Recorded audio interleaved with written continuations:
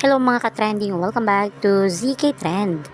Marami ngayong kinilig sa mga larawan na ipinost nga ng parents ni Donnie sa kanilang social media account na kung saan nga ay kapareho sa mga trending na larawan ngayon ni na Donnie at Belle.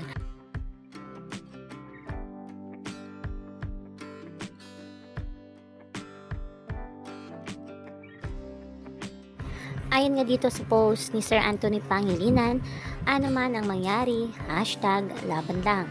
Talaga namang ang mga larawan nila ay it's giving Don Bell in Batanes.